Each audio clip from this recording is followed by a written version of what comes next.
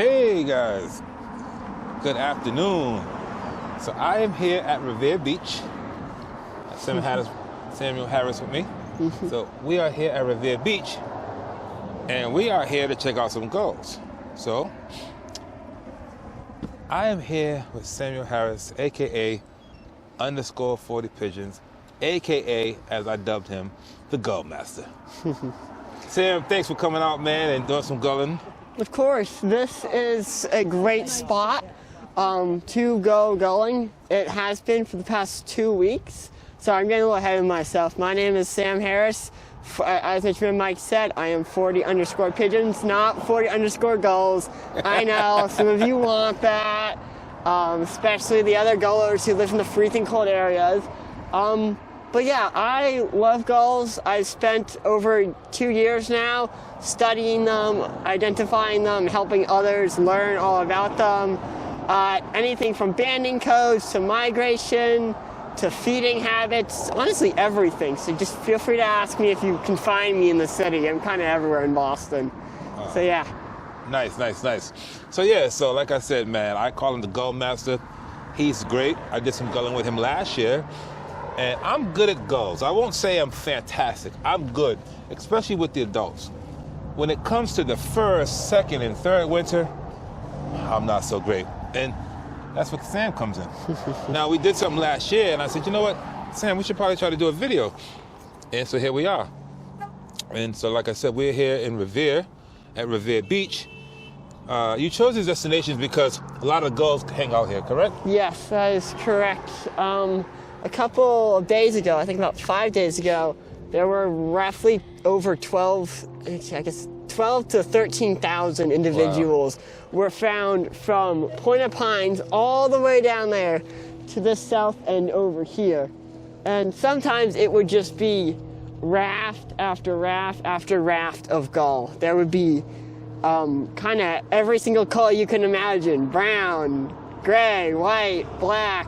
Okay, fine. They're all the sea of grays and browns, really. And that's where people say, I'm done. Yeah, but we're here to tell you, no, if you end it, you never go back. Once you're done with gulls, your brain will not allow you to go into the flycatchers, to go into the shrikes. We want your brain to open up and identify as best as you can. We're going to go a little bit more in depth into how that works and what tools you can use. Right. So just sit tight, don't worry, we're not gonna rush it. Yeah, so like I said, man, you know, gulls are tough, I get it, but you know, this is why we're gonna make this video. Now you mentioned the 3 important rules of gulling.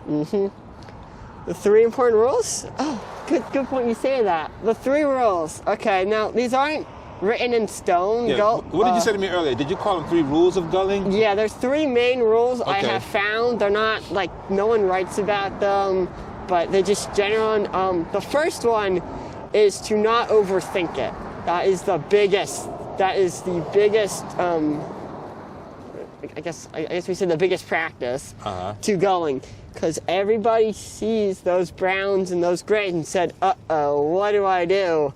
Right. And the problem with that is now you're either reporting on eBird, Birda, Ornitho if you're in Germany or elsewhere in the world. I forget, there's so many different types of birding websites now. But basically you want to narrow down your results as best as you can. And this comes to the second point. We'll do this one. The second point is to know the gulls that live in your area. I know, it's pretty obvious. Just know the gulls, right? So if you know, if you're in Boston, we have great blackback gull, American herring gull, and ringbill gull are the 3 most common species in the wintertime. We're not gonna go into bondpoach and laughing gull. Those 2 are not really here as often in the winter, especially at Revere. Go to the Cape if you want those 2 for the winter. Those 2 are very distinctive. They're not really ID problems, but it's a species that are called the large white-headed gulls. That's a genus of like 25 species. Actually, it might be up to 30 now. It kind of moves around. There's a whole taxonomy. It's very messy. You leave that to the experts, please. Do not touch it. Do not. Did you hear that? Yeah. Do not move anything until you let us figure out what's going to happen. And the last and most important one is, if the gull Yeah, actually, I guess this is what's technically called. I was going to go by a law name. It's called the perfect vagrant fallacy, coined by Woody Guss, actually Professor Woody Guss in Chicago. And I'm giving a shout out here. He wrote an article for Chicago for the Illinois for the Illinois Ornithological Society. It is out. I will try and post it soon. Basically, it talks all about how a feature of one bird can look like another feature seen by another species. So, oh hey, it's a European herring gull. Nope, you're just seeing an American herring gull showing the variation also found in that species. Okay. And we are going to go in depth about how European herring and American herring are different. Again, we're here in Boston, so there aren't like no European herring gulls, or if there is one, it's going to take a while to find, because for every one European herring, there's like over 500, there might be like 5 million American herring gulls anyway. Yeah. But if you go to England, there's going to be 5 million European and 1 American. But yeah, the herring gull differences are very difficult. Again, as I say, leave them to the experts if you don't know. Some birds are best left unidentified, but don't worry about that. Just remember the three key practices. 1, don't overthink it. 2, get to know your own local gulls. And 3, the perfect vagrant fallacy will hurt you if you don't remember the first 2. It's a loop, basically. Did you hear that? All right. Yeah, so... All right, so we have a bunch of gulls over here. We had some earlier. We wanted to bring up... He was talking about... what gull was that you saw? That big one? Yeah. That's what I'm gonna dub, I guess, a Newfoundland American herring gull. We're gonna go a little more in depth when we find that guy. Yeah, I was trying to. We were setting up. I just got over here not too long ago. Yeah. We just got started, so we were setting up, getting the gear. Going down there. So we're gonna walk up here. There are so many of them down. There's so many herring gulls just ahead of us, actually. So we're gonna probably walk down there. They're just past the Pink Apartments. It's a big apartment complex. It's massive. It's actually really useful, I found, in the wintertime because it's a good landmark and it helps a lot of birds find. About a month ago, there were actually a yellow-throated warbler and an orange crown warbler between the pines north and south of us, actually. They probably disappeared with the nor'easters that came, but the gulls came for us. So everyone's like, oh, we gotta turn our attention to the sea now. And when the winter comes, king eiders arrive, meers arrive. I mean, you had a thick-billed meer in your last walk of halibut, and those guys are kind of rare. Yeah, exactly. And they've declined a lot too in Massachusetts. Oh wow. Yeah. So yeah, we're definitely gonna look for some cool rarities. All right, cool. All right, so we're gonna walk up a little bit and be right back. So I got a cool photo of herring gull flying by. It's what's called, so that little pattern there, we're gonna get into what these little parts of the wing are called, but it's called a pseudo-theory pattern on primary 9. We're gonna get into what that is in a little bit, but you can look that up if you're impatient. But yeah, feel free. A lot of people are impatient. They want to get to it. Get to it. Waiting for 15 minutes now. It's been like 5, but yeah. Oh, there's our Iceland. He's down there. Yeah, we saw an Iceland gull. So we're trying to get closer. Yeah, so we can get better views. Where'd he go? Where'd that little one go? And he's still a baby. Yeah, he may have gone down the beach a bit further. He's here though. He's here somewhere. You see it? No, he might have gone that way at some point. I don't know. I had my back turned. Are we gonna walk back? We gonna walk down this way? Yeah. Cool. We can get onto the beach too and walk. Huh? We can get onto the beach too and walk down. That's always a good thing to stretch your legs on here. All right. So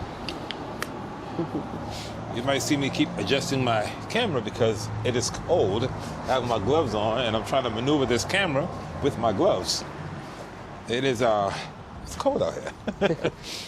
You know, we're in Massachusetts, Revere to be exact, at this moment.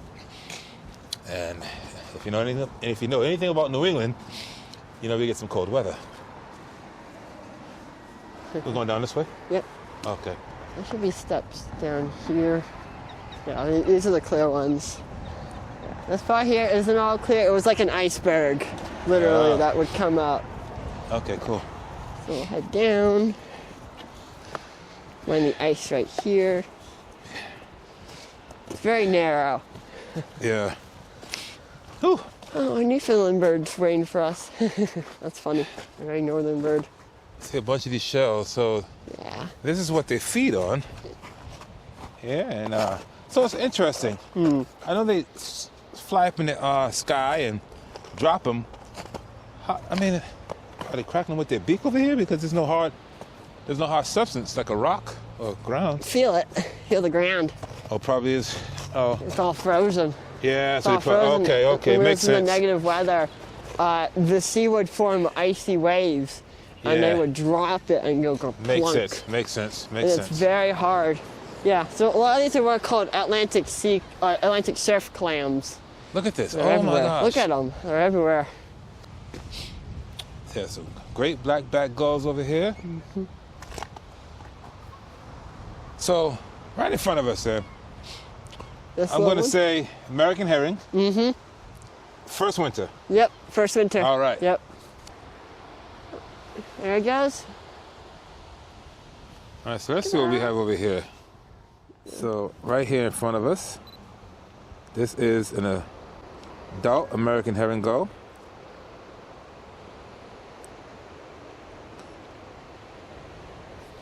Better views of the great black-backed gull.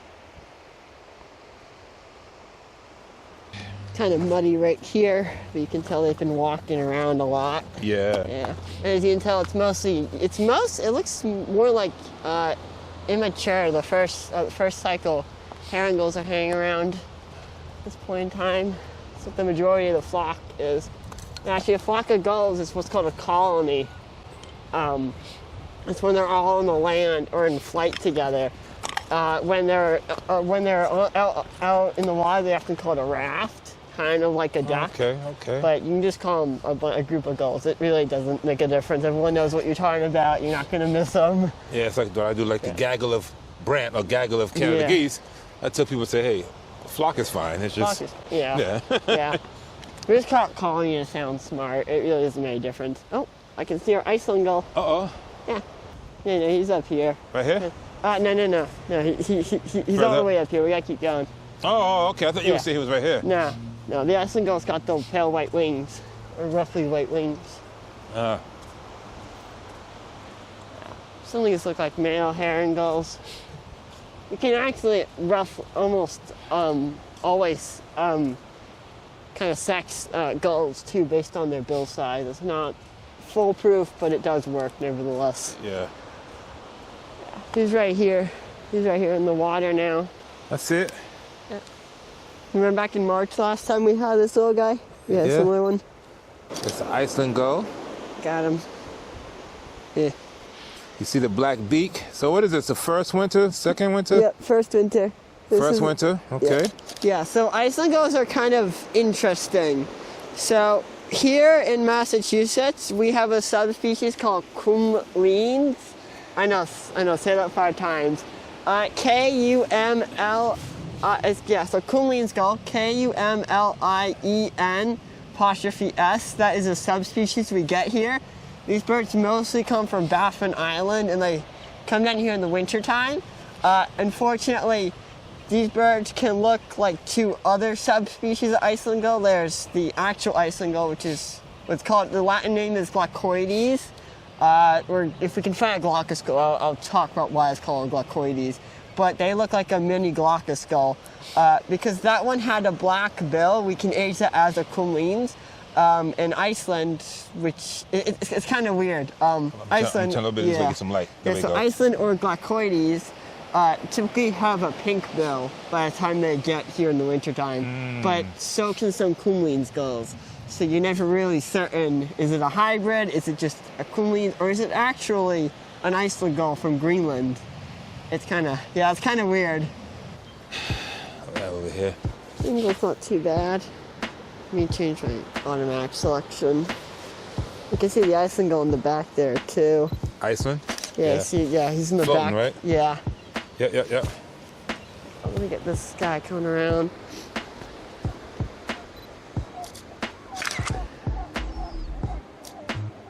Yeah, right here we have the 2 Yeah. Blackback Gulls. Oh, interesting. There's another great blackback gull I can see right in front of me. Can you see him? Oh yeah, I see it now. Yeah. Yeah. I didn't notice it. Yeah. It's eating on it. It's eating something. So this is considered juvenile. Mm-hmm. What would you say, first or second? Well, if it's a juvenile, it's automatically a first cycle. Oh, the thing is that when people age the gulls, I guess the same with gulls, with all birds I've noticed. People are like, oh, it's a youngster, therefore it's a juvenile. Stop calling everything a juvenile. It makes it more confusing for us. Because if you're like, oh, yeah, it's a third cycle, I'm going to call it juvenile. Yeah, no, juvenile is only meant to be for birds in their first year of life. Okay. I know it's kind of weird. Birds can retain feathers that look juvenile. We just want to refrain from doing that. Right. Oh, you were just saying about the first cycles Yeah, now? so the aging for gulls, right? So juvenile, right? Everyone says call them juvenile, right? You can call a very brown bird that you have aged a juvenile if it is what you would call a first winter. They're all this, it's kind of weird. They're all the same plumage because the birds that we're seeing flying around right now, they're actually not going to be molting any wing feathers or tail feathers. So they're retaining a lot of juvenile traits in it. And that first cycle plumage, wow, this would be a great photo. That plumage lasts till the summertime. So juvenile or first cycle, again, the two are interchangeable. As long as you know again, there's more terminology. We're not going to go really in depth because it's just, it's just not, it's a lot more bird banding stuff. Yeah. But yeah, so juvenile first cycle, same thing. That goes from fall to summer, that next summer. Then they have a molt. For these birds, it takes about 6 months to molt. That's pretty long. That's why in the summertime they're all disheveled and grimy and worn out. That's when they enter their second cycle. Second cycle repeats it. Third cycle repeats it. Unless if you're a little ringbill gull, which we'll try and find soon, they become adult typically within that third year. They're called third cycles, and then if they don't have any young immature plumage left, we can deem them as what's called a definitive cycle. Definitive means final. It's the final cycle. That's why they're called that. So for herring gulls, they become definitive plumage. They become an adult basically either in their fourth or their fifth year. It does vary. Here in Boston, you see a lot more becoming adults by their fifth year, actually, not in their fourth year itself. And we'll look for some trademark secrets to it, actually. There's a lot of things you can look for just to tell. Great blackback, typically 4 to 6 years. Sometimes they kind of age like an eagle, actually. They're the most eagle gull out there. So I call them eagles because they're big. Yeah, right. Yeah. It's our biggest gull here in Massachusetts, if you didn't know. Largest species of gull in the world, anyway. Oh, in the world? Yeah, largest species. They're not the heaviest. I didn't know that. That I didn't know. Yeah, they're not the heaviest. I thought that was just here in Massachusetts. Yeah. They're the largest here in Massachusetts and across the world. Yeah, like I said, we're the Gull Master today. There's a lot. A lot of little things. Yeah. Hope you're retaining this information because, like I said, man, it's tough for me. It's tough for me, and I'm great with raptors, songbirds, and ducks, waterfowl. I'm good with gulls, but I'm always confused at the first and second. So even if so for example, I may know that he may not like this. It's a juvenile, Same thing. But I may not tell. I may be off with the year, like the first or second year. So I'll definitely know it's a juvenile, immature ringbill or herring gull or great blackback gull. But the cycles is what throw me off. Still learning that. Yeah. First year, you can say juvenile. Yeah. Past first year, and you see a younger gull, it's best to say immature. Yeah, try and call it whether immature. you know the cycles. Yeah. This little small, very small herring gull right here. And there's a trademark feature with them, actually. The biggest thing is it's called the red granitial spot. And that's something that you only see in great blackback, Iceland, Glaucous, lesser blackback, and of course herring. and any other gull that you know that is associated with that red gonidial patch. And it's thought to be used for courtship, actually, so it's kind of cool. Hey, so we just spotted a Glaucous gull. I'm excited because that's a lifer for me. All right. That's the nice thing about Glaucous gulls. They're very distinctive when they're young. As they get older, they get a bit more tricky against herring gulls and Iceland gulls themselves. Glaucous gulls, remember that little Iceland gull we saw a bit earlier? Yeah, Glaucous gulls are just a bigger version of that. Okay. They're not, yeah, they're actually genetically closer to an Iceland than a great black-backed or a ring-billed is, or even an American herring gull for that matter. Now, how did you know that that was a Glaucous gull? Yeah. What are like the trademark? Glaucous gulls are, so I guess in this needle, this needle in a haystack kind of thing we have going on with gulls themselves. Glaucous really show themselves. There's no way you can possibly miss these birds. They're incredibly pale. The darkest birds are like a nice fawn brown. The palest are almost white. Their primaries are all white too, whenever they're young. That's why them and the Iceland gull that you saw are what are called white winged gulls. They always have white wings, even when they reach adulthood. So this is a first cycle or a juvenile. Compared to the herring gulls that you see that look all worn out, they take much longer too, because they're coming from Arctic, right? So they love the freezing cold. They don't come here until it's cold. So that's not till end of December, January. I know, everyone's like, no, it's winter time by already November. Yeah, no, they're not really here yet, unless you go to Essex or the Cape, where it is colder there around that time of year. Where'd it go? Oh, there it is. It's definitely big. This guy looked like almost close to the size of a great black. A great black. A great back-blacked. A great black gull. Big. There. Glaucous are the second largest gull in the world. Okay. They're actually tied with they're actually tied with another species, and that's Paulus's gull. That one is found in Central Asia. Don't worry about it. It looks completely different. Yeah, so, he's calling right now. That was actually the Glaucous gull calling. Their entire vocalizations are just overall deeper versions of a herring gull. They look like a herring gull that is just dumped paint on itself. That's really it. But they're pretty large. And they're actually one of the heaviest. They're actually heavier than great black-backed typically. Okay, so I definitely didn't notice that. I'm like, this gull is actually big. So if you don't know, this is lifer. I've never seen a Glaucous gull. So I'm excited because this is a lifer for me. And it looks, so that is a herring gull walking close to it. Sam said I would probably find a Glaucous gull, and we actually found the Glaucous gull. I'm excited. Thank you, Sam. Yep. Of course. Oh. Uh-oh. He got mad. Because they're so big. They're so big they can chase other gulls away. I got a Glaucous gull, yay! You gonna get some pie?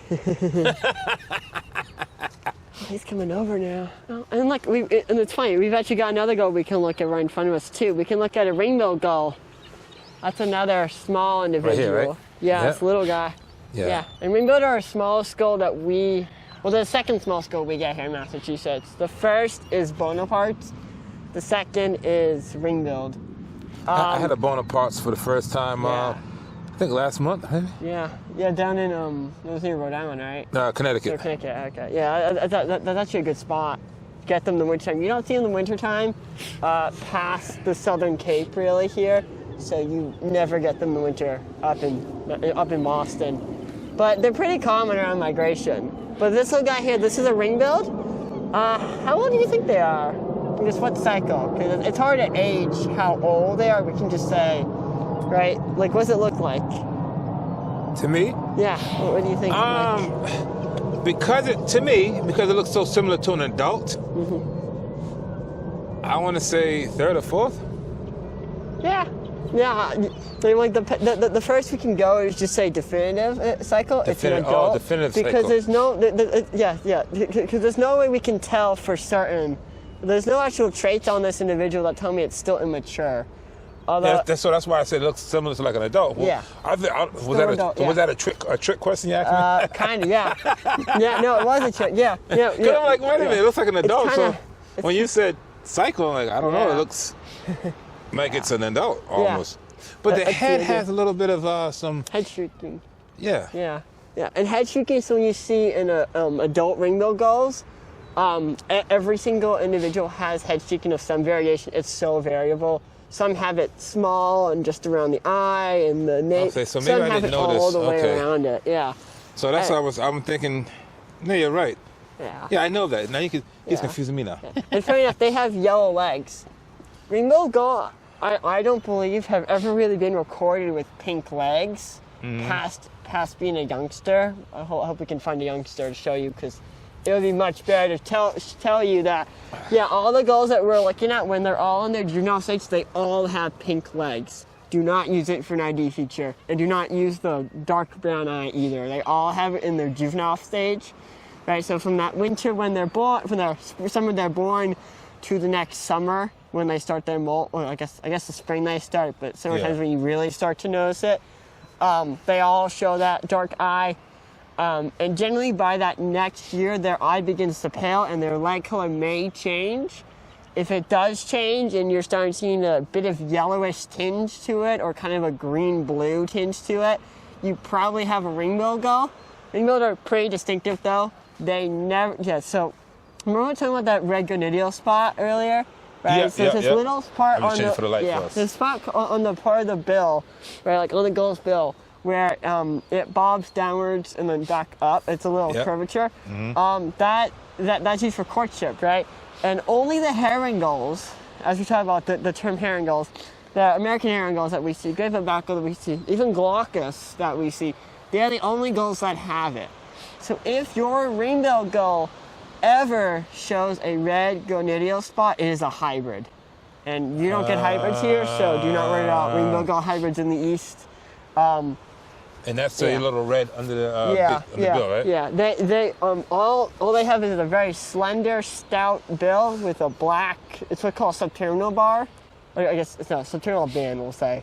It's kind of there are two subterminal bars. It's kind of annoying. But it's what's called a ring-billed gull. They have a ring bill. Right. Now, annoyingly, third-year herring gulls can have this ring-billed gull. Have this ring bill on their bill too. Best to look for the yellow legs and the overt body. Your herring are always larger. Ring-billed are roughly 16 to 20 inches. Herring are 22 to 26 inches. There is no overlap in size, even though herring like to fake you out. So there are small herring gulls, of course, but they're always larger than the ring-billed that they're next to. Okay, cool. But the ones here are pretty large. The herring gulls here are some of the largest that you can see in their range. That was a Glaucous. I'm excited because that was a lifer for me. I love Glaucous gulls. Glaucus, the Iceland Gull. Matter of fact, when I first saw my Iceland, I was with him. We were at Kings Beach, Yeah, correct? that's a great spot for them. Yeah. And it's good for Leslie bought back too. What are some of the best spots you think in Massachusetts for gulling? Oh gosh, that's a big area. Okay, so check it out. Give me your top 3 favorites. My top 3? Well, here automatically is number 1. Revere Beach. Oh, really? 2 is Race Point. I haven't been to Race Point Beach in forever, though. Where's Race Point? That's out in Provincetown. Okay. Race Point is a gold mine for gulls, shearwaters, everything. Just anything you need that's a seabird, or I guess, well, technically gulls are shorebirds you can get. Yeah. And then the last spot. Top 3. Last spot's hard. I guess Georgie State Fish Pier takes it. Who? Georgie State Fish Pier. Georgie's? Yeah, Jodrey. Georgie State Fish Pier. That's in Gloucester. That's another good spot for Glaucous and Iceland gulls and other strange individuals you'll get. It's also good for great-billed backed goes. Oh, I had to change his microphone to his hat because we were walking and talking, and I wasn't recording at the moment, and the mic fell off. I got mine with the magnet, and I had his on his jacket too. So I said, you know what, I'll just clip it to his hat. So if you're looking like, well, what's on his hat now? He has the microphone in his hat now. That's the new fashion. That's the new fashion statement. New fashion trend. Right. Wear a mic on your hat. All right. So we are going down this beach here, just talking, looking for different birds, seeing what we can find. And I'm just trying to get some B-roll as well while he's talking. We already seen the Iceland gull, which I'm excited about. But I really was happy to get the Glaucous gull. And I was at Halibut Point with a friend one time. We was birding, it was me and Chris. And he said, hey, Mike, that bird we had was the Glaucous. And he's like, did you get it? I'm like, I don't know, because we were I wasn't focusing on the gulls at that time. I was focusing on my favorite duck, which is the Harlequin duck, and I wasn't paying attention. He happened to just get it. He was just shooting a bird in flight, and it happened to be a Glaucous gull.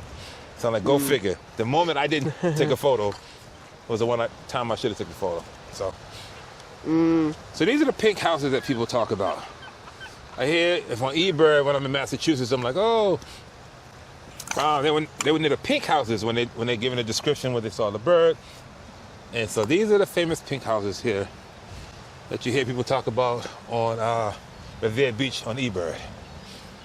This place is mobbed with gulls. Like, I mean, wow. Oh, here comes a great blackback. Great blackback just Big one. So how long have you been birding, Sam? Oh, me? Oh, yeah. I guess. I've been birding since the pandemic started, so about 6 years now. It's kind of crazy, 6 years. Where'd that time go? I know. So I've been photographing birds and wildlife for over 20 years, but I actually started focusing a lot on the birds in 2017. So imagine, this is what happens when you study the gulls. You would think he's been birding for, I don't know, 20 years with the gulls. Very knowledgeable, and this is why he's on this video with me. All right, so we were just talking about the cycles of the gulls. And so break it down again when you talk about the cycles going into adult. Yeah, so it's a bit, it feels chaotic, right? So the first part is first cycle or juvenile, right? That goes from the summer the bird was born till that next summer, the next year, right? After that, they're in their second cycle. That goes from that summer to the next summer. And their third cycle, which happens again. And then they have what's called a fourth cycle. If you're a ring-billed, it's the third cycle because they become adults earlier.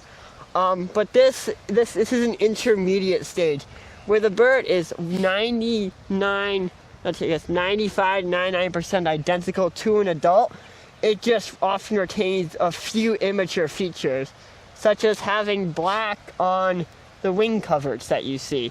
The more black the bird has on the wing coverts, I won't say because that's actually not fully useful, but if there is black on the wing coverts, it means you can age the bird as a fourth cycle, or you could say fourth/definitive cycle, because sometimes you do get adults that retain those features well until their old age. It's kind of funny, but generally the more black or brown you see, the younger the bird's going to be. All right, so what we're going to do is we're just going to walk along here and see what else we can find. And I'm just going to be recording some footage and get some photos that I'll put on the screen, and yeah. All right.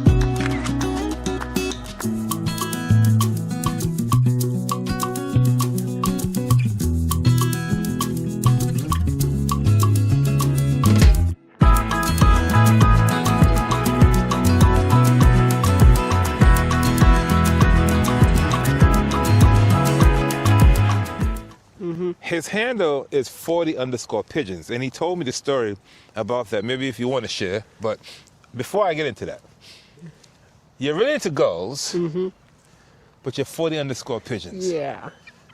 Which is your favorite? Gulls. There's actually a reason I'm called 40 pigeons. Explain it's not. I do love pigeons, but they're not my pure love. 40 pigeons was actually given to me by a friend. A friend called me, "You are like 40 pigeons in a costume as a person." That was the joke.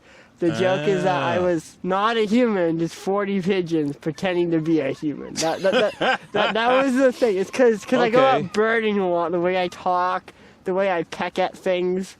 That was a joke. A family friend called me that, and that's why I chose that. So it's more of a nickname than just the bird, but I do love pigeons. Okay. So, I do. That's why I chose a pigeon anyway. We didn't choose a gull. Interesting. I remember him telling me that. I didn't realize. I don't think he got into the reason. Yeah, it was kind of. Because he's so knowledgeable about gulls, and I'm just curious. So why not change the name to 40 Gulls? It just doesn't ring off. It doesn't sound right. 40 Gulls just kind of ends. 40 Gulls. Pigeons. It's like the four and the P both go up when you say them, but 40 Gulls goes downwards when you say it. It doesn't, it doesn't reflect. It's like this. I had to ask that question. I had to ask it. Yeah.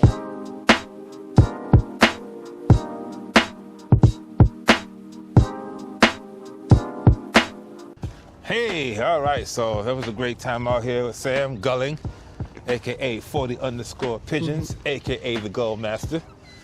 So yeah, man, great time. I'm so happy about the Glaucous Gull. I've had the Iceland Gull before, but it was still great to see. And I got the Iceland Gull at Kings Beach. When I was with Sam one day, we was out there doing some gulling. So yeah, man, thanks, Sam. You got some nice stuff today? Of course. Yeah. So tell them where they can find you. You can find me on Instagram, and I'm kind of on YouTube. It's more just my username. It's honestly, I don't really use it. It will be attached in the video.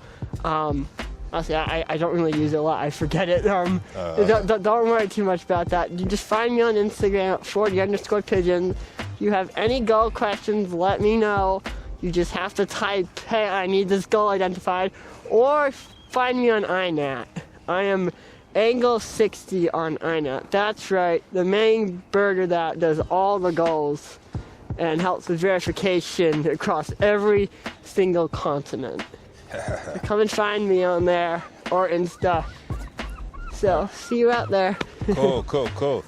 Well, this was great, and yeah, man. So if you enjoyed the video, please give it a thumbs up, and make sure you check out Sam's Instagram.